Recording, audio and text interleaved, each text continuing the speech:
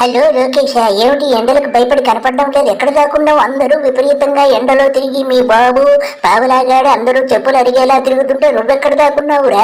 అమరావతిలో మందు కొట్టి పడుకున్నావా ఏమిటి?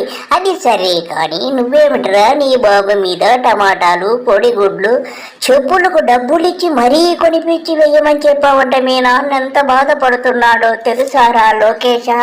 ఎప్పుడు లేని విధంగా స్పందన వచ్చింది. చంద్రబాబు నాయుడు రేపు వస్తున్నాడు, కోడిగుడ్లు వేయండి, టమాటాలు వేయండి, కానీ చెప్పులు మేము కొనిస్తాం, మీరు చెప్పులు కూడా వేయండి. ఒరే ఏమిటిరా పప్పు, బొల్లిగాడి మీద రాళ్లు వేయమని చెప్పులు వేయమని టమాటాలు వేయమని ప్రజల నుంచి స్పందన వచ్చిందా? ఏం మాట్లాడుతున్నావురా? వాడు ఇష్టం లేకపోతే ఇంట్లోంచి వెళ్ళిపో అంతే.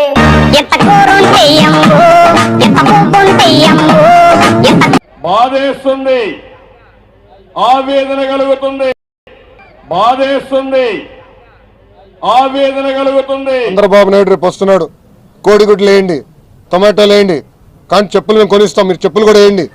నాకు కూడా బాధేస్తుంది. ఏమిటిరా లోకేష్, మీ డాడీ ఎంతో చక్కగా అడుక్కుంటున్నాడు కదరా. ఈ అడుక్కోవడం చూసి నువ్వు రాళ్ళు వేయండి, చెప్పులు వేయండి, టమాటాలు వేయండి, కోడిగుడ్లు వేయండి అంటావు. వాడు బొల్లిగాడు అడుక్కుంటూ ఎంత బాధపడుతున్నాడో చూడరా. వాడు అడుక్కునే వృత్తిని ఎలా మానుకుంటాడు నీ కోసం చెప్పు. బాధ లేదా మీకు? బాధ లేదా మీకు? ఎందుకు బాధ లేదురా బొల్లిగా? నువ్వు ఎంతో చక్కగా అడుక్కుంటున్నావు, ఆనందంగా అడుక్కుంటూ తిరుగుతున్నావు. నిన్ను చూచి ఆ పప్పుగాడు ఎలా ఏడుస్తున్నాడో చూడు. నీ మీద రాళ్ళు వేయమంటున్నాడు, చెప్పులు వేయమంటున్నాడు, టమాటాలు వేయమంటున్నాడు. నాకు కూడా చాలా బాధగా ఉంది నీ ఏడుపేదో నువ్వు ఏడుస్తుంటే. రక్తం ఉడికిపోయే పరిస్థితి వస్తుంది తమ్ముళ్ళు. ఈ బాధలు చూస్తా ఉంటే నేను గట్టిన రూమ్ లోనే పోయి కూర్చుంటున్నాడు. ఒరే బొల్లిగా అంత మాట అన్నావేంట్రా పప్పుగాడిని? పప్పుగాడు నీ కొడుకా కాదా? నాకు ఇప్పుడు డౌట్ వస్తుంది. అందుకేనా ఇలా ప్రవర్తిస్తున్నావు? వాడు ఏదో తెలిసి తెలియక అలాగన్నాడని నువ్వు కట్టించిన రూమ్ లో ఉన్నాడంటావేమిట్రా? వాడు నీ కొడుకు రా, అలా అనకూడదురా బొల్లిగా. అమరావతి మునిగిపోతుందంట. ఇదేమి ప్యాకెట్లో 3 ముక్కల ఆట అని అడుగుతున్నా నేను. అమరావతి మునిగిపోతుందని పప్పుగాడు అన్నాడు. ఎందుకు అలా బాధపడతావు? నిజమే కదా, వాడు ఏదో ఆస్ట్రేలియాలో సరదాగా దాంతో దీంతో తిరుగుంటాడు, అప్పుడు పేకాట నేర్చుకుంటాడు. అంత మాత్రాన్న వాడు 3 ముక్కల ఆట అని చెప్పి వాడిని అనడం ఎంతవరకు భావ్యంరా? వాడు ఎంత బాధపడతాడు చూడు. అందుకే రా కోడిగుడ్లతో కొట్టబడ్డా. జీవితంలో జోలి ఎప్పుడు పట్టలా. ఏంట్రా బొల్లిగా, నువ్వెప్పుడు జోలు పట్టుకోలేదా? నీ బతుకంతా అడుక్కోవటమే కదరా. ఒకసారి నీ పాత వీడియోలు చూడు, ఎంత చక్కగా పాడుకుంటూ అడుక్కున్నావో తెలుస్తుంది. ఎంతో కొంత ధర్మం చేయ బాబయ్య. చిల్లలేదు పోరా, నోట్లేనే పోలేదు బాబు. ఏక్ మినిట్ చిన్న ప్రేయర్ చేయాలి. థ్యాంక్ యూ ఆజ్ఞం. అందరి నాంపి, ముష్టోళ్ళ నాంపి, సభీ భగవాన్ కి నాంపి.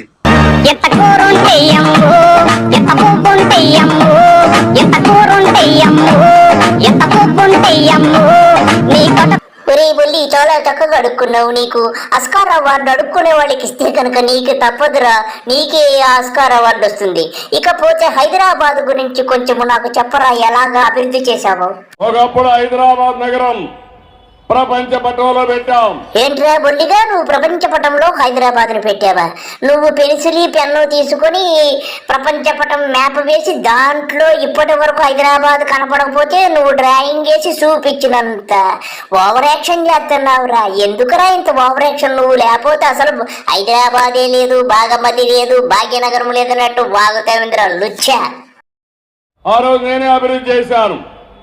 ఒక ఔటర్ రింగ్ రోడ్డు గాని, ఒక ఎయిర్పోర్ట్ గాని, ఒక హైటెక్ సిటీ గాని.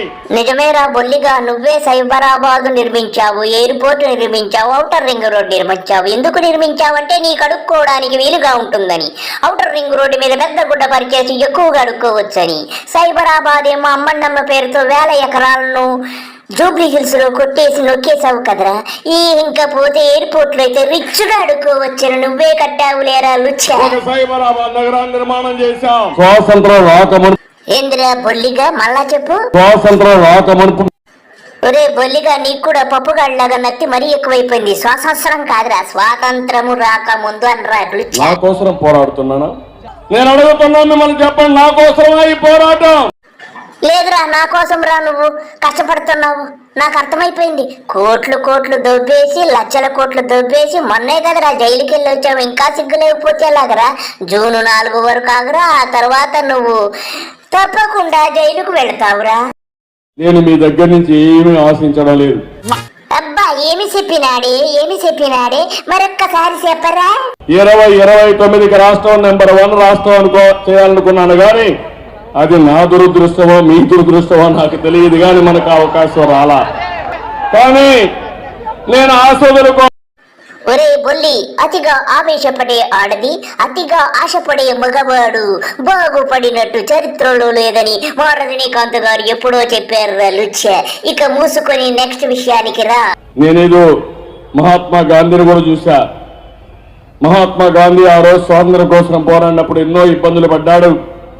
ఆయన వచ్చి ప్రజలకు పిలిపిస్తే ఉన్న పళంగా బంగారం కూడా ఆడబిడ్డలు తీసి, నగలుంటే నగలు, చేతి గాజులుంటే గాజులు అన్ని తీసి ఇచ్చారంటే ఏంట్రా నువ్వు చెప్పేది? మళ్ళీ చెప్పు. మహాత్మా గాంధీ? నేనేదో మహాత్మా గాంధీని కూడా చూశా. మహాత్మా గాంధీ ఆ రోజు స్వాతంత్రం కోసం పోరాడినప్పుడు ఎన్నో ఇబ్బందులు పడ్డాడు. ఆయన వచ్చి ప్రజలకు పిలిపిస్తే ఉన్న పళంగా బంగారం కూడా ఆడబిడ్డలు తీసి, నగలుంటే నగలు, చేతి గాజులుంటే గాజులు అన్ని తీసి ఇచ్చారంటే ఏందిరా బొల్లిగా, నువ్వు గాంధీతో తిరిగావా? నువ్వు చూసావా? అప్పుడు కూడా నొక్కేసావా ఏంటి? ఆ నగలు గాజులు అన్ని కూడా అన్నీ లుచ్చామాట్ల. నీ అయ్యా, నువ్వు చిన్నప్పుడు నువ్వు మీ అయ్య వెనకాల తిరుగుతూ గడ్డేసుకుంటూ పెండ తీసుకుంటూ పాలు పితుక్కున్న గాడిద కొడుకువి నువ్వు. ఓ నువ్వు రక్షణ చేస్తే మేము నమ్మాలరా? పోరా ఇక మూసుకొని.